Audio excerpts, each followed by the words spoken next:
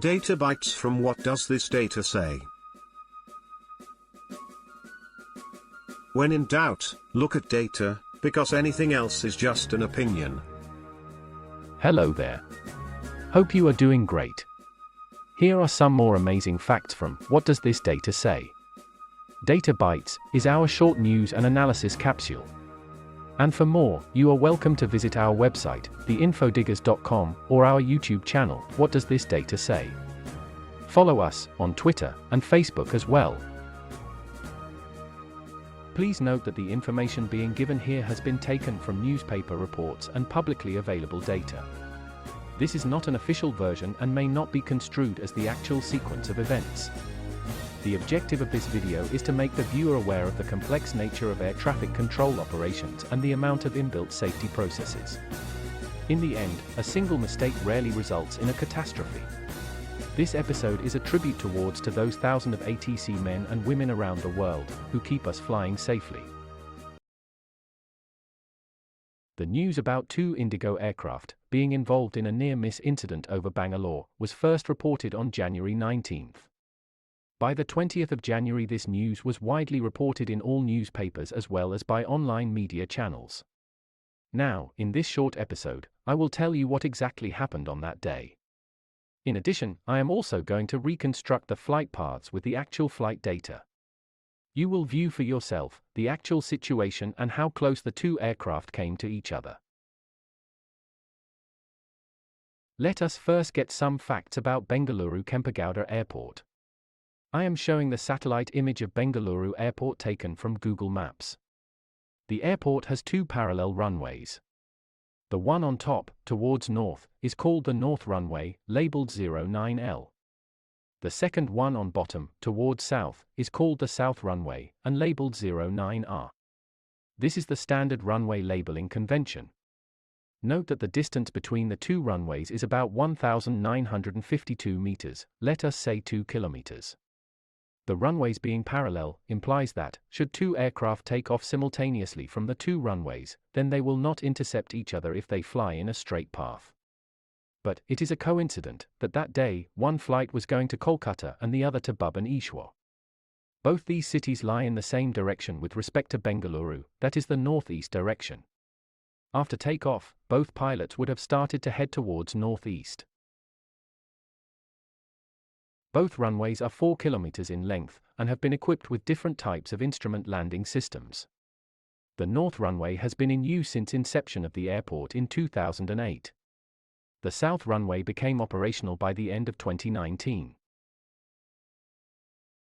Both the aircraft involved in the near-miss incident belong to Indigo Airlines. The first aircraft, an Airbus 320, with registration number VTITD, was operating as flight number 6E455 from Bengaluru to Kolkata. This is a 6-year-old aircraft with a passenger capacity of 180 economy seats. The second aircraft involved was also an Airbus 320, with registration number VTISV, operating as 6E246 on the Bengaluru-Bhubaneswar route. This aircraft is 6-month-old and has a seating capacity of 186 economy seats. Though many of you would be knowing, I will still like to introduce a few more terms, people, and their roles. This is to place everything in a manner that it becomes simple for you to understand the events. First, we talk of airport controllers, who are part of a complex air traffic control system. They are also sometimes referred to as ground controllers. In many countries, the word tower is used to refer to airport control. Airport controllers are responsible for the separation and efficient movement of aircraft and vehicles operating on the taxiways and runways of the airport itself. They also handle aircraft in the airspace near the airport, generally 5 to 10 nautical miles, which is equivalent to 9 to 18 kilometers, depending on the airport procedures. Separate ground controllers are assigned for each operational runway in an airport. So in the case of Bengaluru, two independent controllers would have been handling traffic on the north and south runways. Second, we talk of approach or terminal controllers. While every airport varies, terminal controllers usually handle traffic in a 30 to 50 nautical mile, which is equivalent to a 56 to 93 kilometer radius, from the airport. They are also known as radar controllers, since they control the arriving and departing aircraft using ATC radars. Next we talk of the position of a tower supervisor in the ATC system. That is extremely important and critical. The tower supervisor has to ensure overall safe and expeditious flow of air traffic within the facility-controlled airspace, in accordance with ICAO and DGCA regulatory guidance. Rules of separation must be applied to achieve the required separation, as outlined in manuals and orders. The officer maintains a situational awareness of the overall flow of air traffic operations at the facility assigned and is responsible for all ATC facility operations and services during his or her shift. There would have been a tower supervisor assigned on duty in Bengaluru Airport Tower on January 7, too. So what, according to news reports, did happen on that day? Around 8 a.m., the north runway was operational for landings. The south runway for takeoffs. Around 8:15 a.m. or thereabout, the tower supervisor decided to operate a single runway, that is the north runway. South runway was supposed to be closed for all traffic. Again, according to media reports, the south runway ground controller was not conveyed of this decision. If it did happen, and for this we have to wait for a government inquiry, then it was a serious breach of process.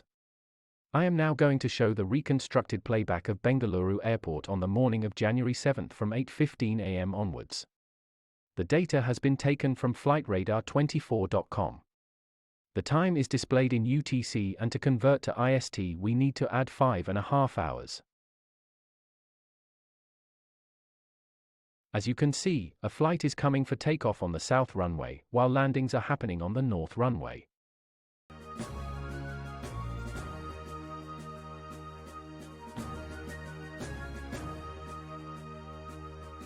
Another flight lands on the north runway, while the south runway flight starts taking off. This process continues for next few minutes. Flights take off and land. Both runways remain operational at Bengaluru Airport.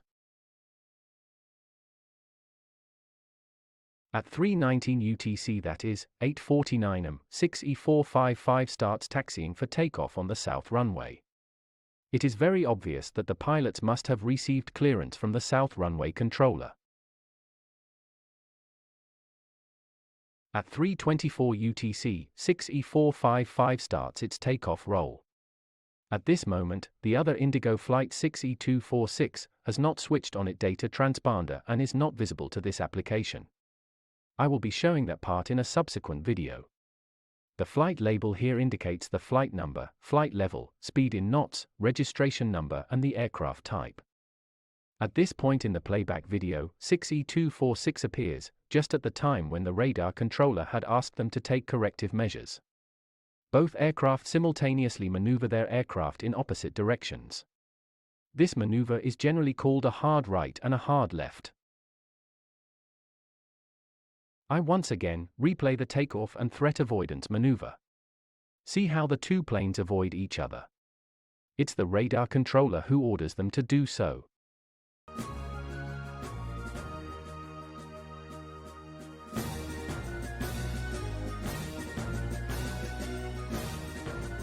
Now, here I have plotted the two flight paths on Google Earth.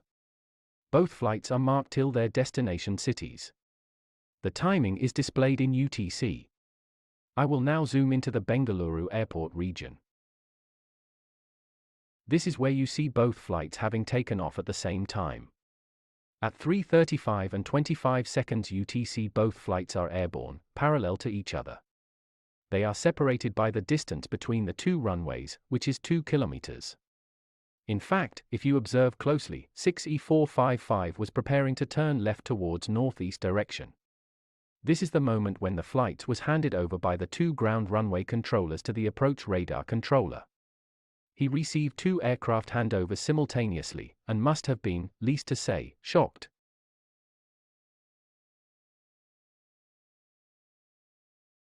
Here you can observe the threat avoidance maneuver very clearly.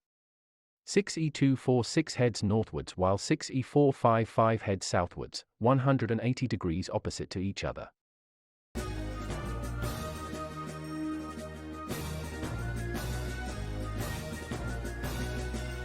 The two aircraft, later in the flight, cross each other, around 3:38 UTC. They were, however, flying at different flight levels. They both reached their destinations as planned. A few points to be noted. At the time the radar controller would have ordered them to turn in opposite directions, the minimum lateral separation between the two aircraft was as little as 1.92 kilometers. Indian flight rules state that the lateral separation between two aircraft during approach should be in the range of 5 to 6 nautical miles.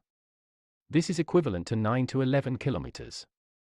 Clearly, this rule had been violated.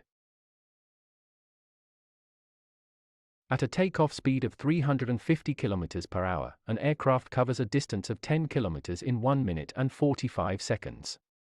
But a distance of 2 km in just 20 seconds. In an emergency, there are references to suggest that at least 10 seconds are needed by the pilots to communicate and get the aircraft to respond. So, we barely had any cushion.